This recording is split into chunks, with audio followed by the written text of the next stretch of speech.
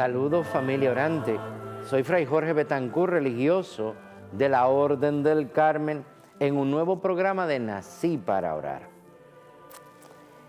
Estamos leyendo el Evangelio de San Lucas, capítulo 18 en este momento, y vamos a leer esa voz que se suma a una oración, pero esta oración es un clamor, un grito.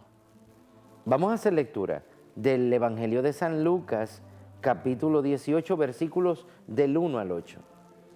En aquel tiempo, Jesús, para explicar a los discípulos cómo tenían que orar, siempre sin desanimarse, les propuso esta parábola.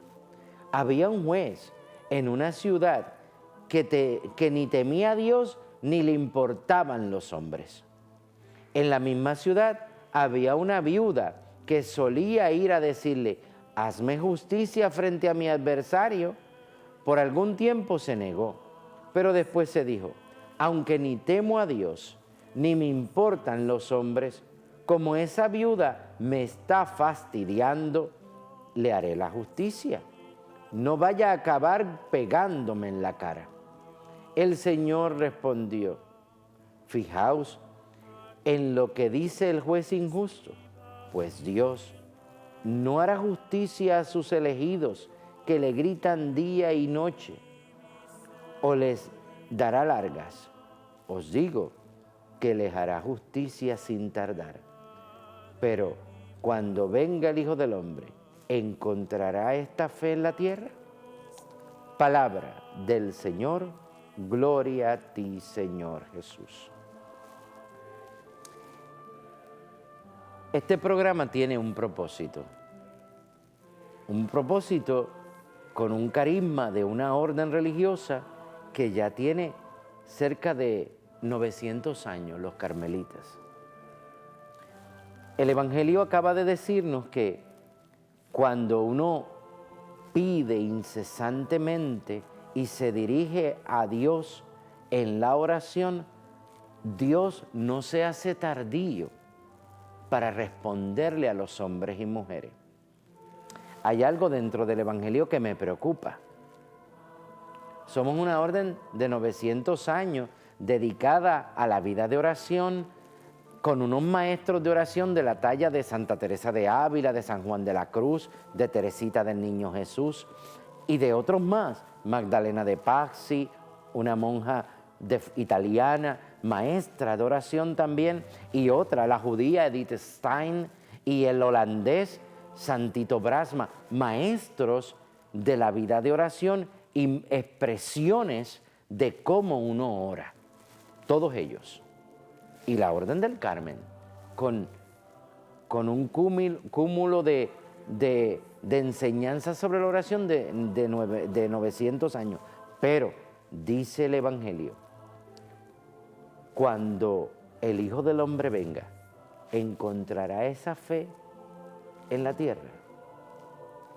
Por eso, este programa tiene un objetivo: hacer de ti, conmigo, la continuidad de estos hombres y mujeres que claman insistentemente, que oran insistentemente, y que nuestra oración, más que una catequesis y una enseñanza, es un estilo de vida, una forma de vida.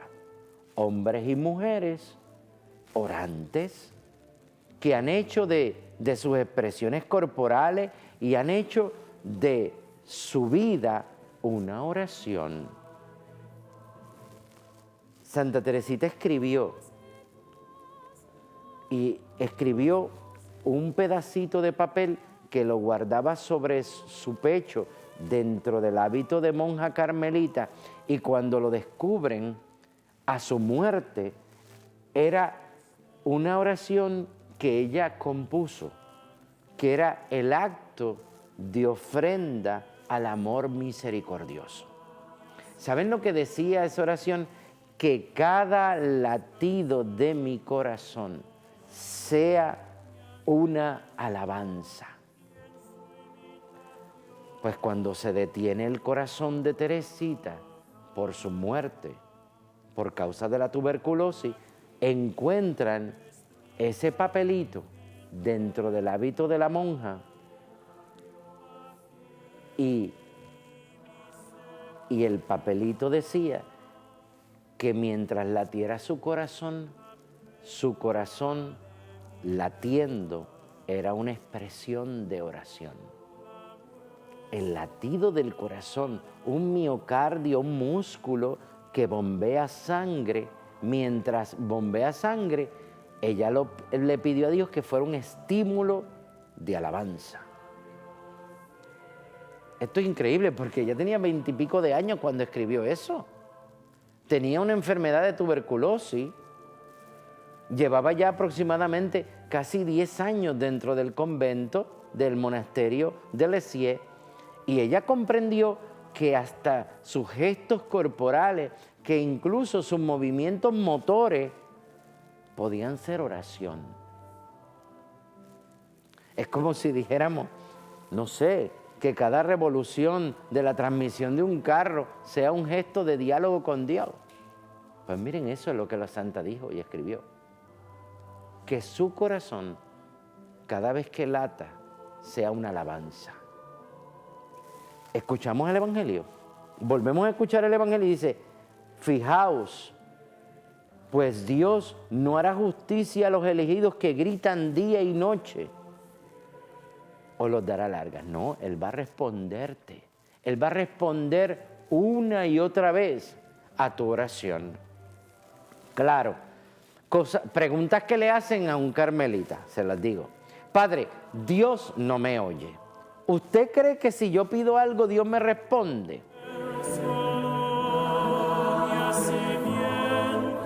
Familia orante, estamos hablando de esa forma de oración constante que dentro de este programa tiene que ser un objetivo a alcanzar. Tenemos que hacer que nuestra vida sea una continua alabanza a nuestro Dios y que nuestras peticiones sean una constante también. Pero a veces la gente pregunta, Padre, pero es que yo oro y no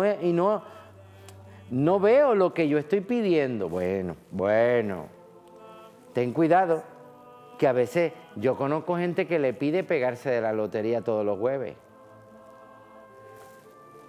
Hay gente que está pidiendo que se me quite todo dolor, pero ¿y cómo vas a llegar a la santidad si no experimentas la realidad de los hombres y mujeres? Porque que no te duela nada es perfecto, pero no tienes vida.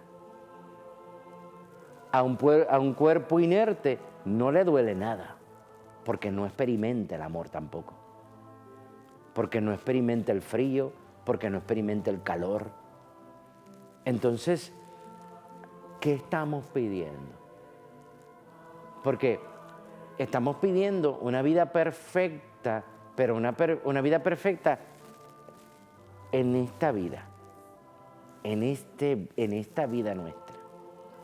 Hay gente que está pidiendo constantemente $1 millón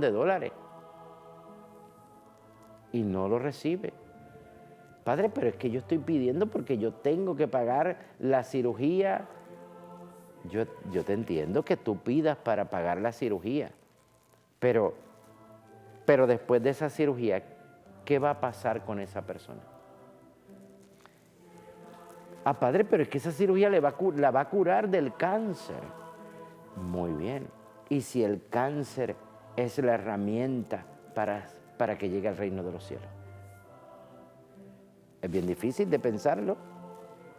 O si eso que estás pidiendo no te permitiría experimentar a Dios en tu vida. Porque Dios no te va a dar nada que te aparte de Él. Al contrario, Dios te quiere más cerca de Él.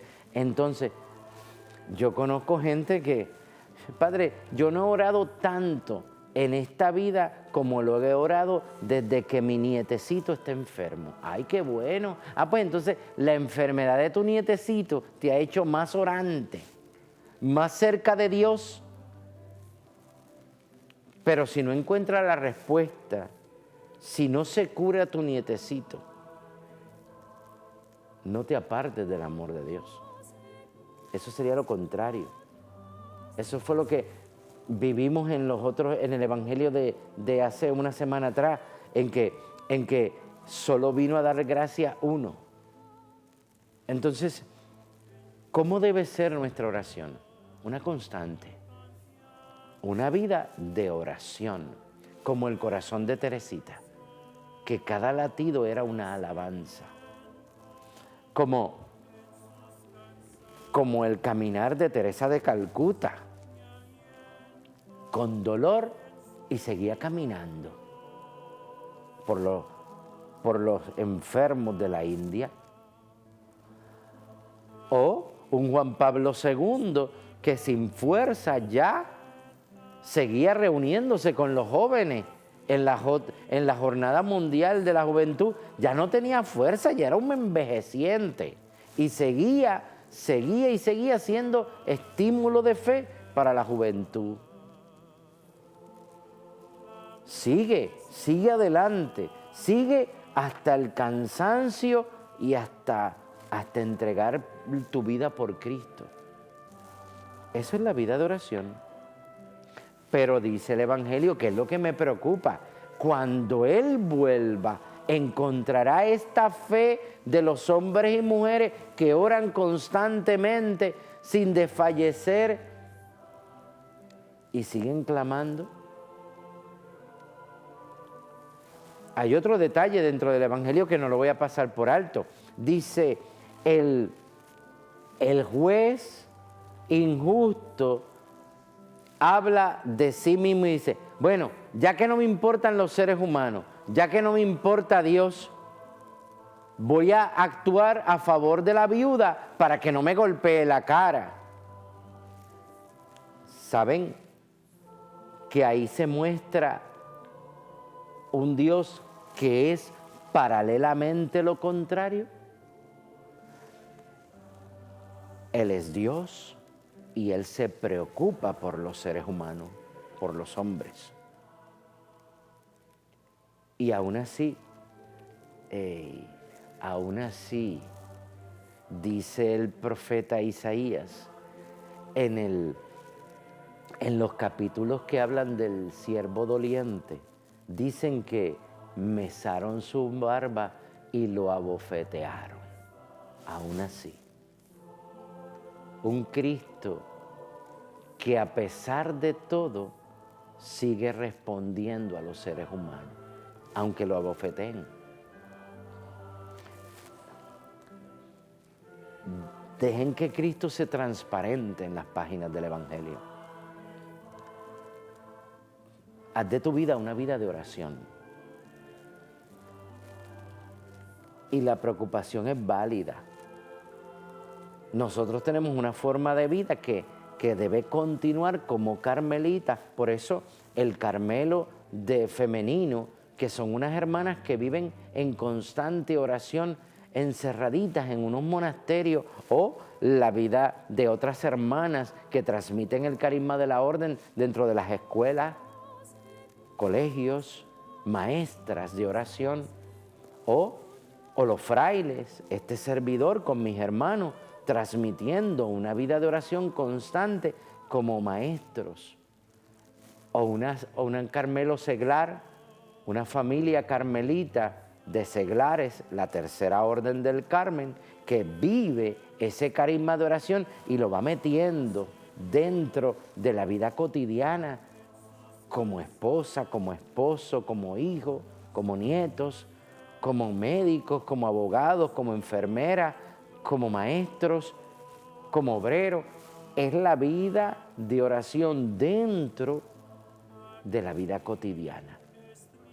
Ese es nuestro carisma. Clama siempre al Señor.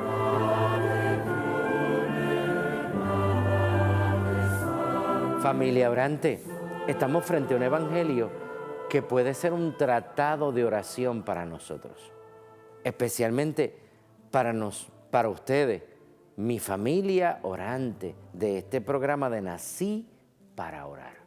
Un tratado de oración donde te dice que la viuda oraba, pedía insistentemente y clamaba con gritos y exigía, pues así debe ser la oración, clama al Señor, invoca a tu Dios, que Él como tu Señor, que es mejor que el juez injusto, actuará en tu vida.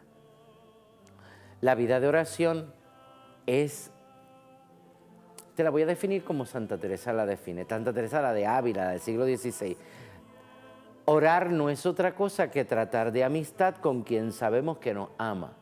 Está escrito en el libro de la vida de Santa Teresa de Ávila, escritora del siglo de oro español, que definió la oración como un trato con alguien que nos ama, una experiencia de amor, como un hablarle al oído a quien te ama, y la respuesta no se va a hacer tardía, porque dice el Evangelio que aunque no hago caso a Dios, ni me importan los hombres, como esta viuda me está fastidiando, así dice el Evangelio, le haré la justicia. Pero nosotros no vamos a fastidiar a Dios, nosotros vamos a insistirle, porque Él no va a ser tardío en respondernos. El mismo Jesús dará la respuesta. Fijaos en lo que dice el juez injusto, pues Dios no hará justicia a sus elegidos que le gritan día y noche, o les dará largas. Os digo que les hará justicia sin tardar. Dios te va a escuchar. Dios te va a responder. Dios va a escuchar tu grito. Dispongámonos a una vida de oración. Hay hombres y mujeres que nunca pueden hablar con Dios. Hay hombres y mujeres que no tienen silencio interior para decirle a Dios esto o lo otro. Pero hay una necesidad intrínseca dentro de los hombres de sentirse escuchados. Pues sabes que dentro de la oración Dios te escucha. A veces hay gente que habla y habla y habla esperando que alguien les escuche. Y hay gente que hace silencio y dice, wow, ¿qué es eso? ¿Cómo habla? Acá entre nos los puertorriqueños hablamos mucho. Y en ese diario vivir, pues no se da el paso de un diálogo, de una respuesta y una contestación. Pero es que hay hombres y mujeres que no tienen paz para hablar con Dios y necesitan construir esa paz en su interior para hablar con Dios. Y eso es oración. Y cuando empezamos a meternos en lo que es Dios y en lo que Dios hace por nosotros, pues ya empieza otra etapa. Se llama la contemplación. Estar en Dios sumergidos y Dios sumergido en nosotros. Dios en el alma y el alma en Dios. Eso es oración.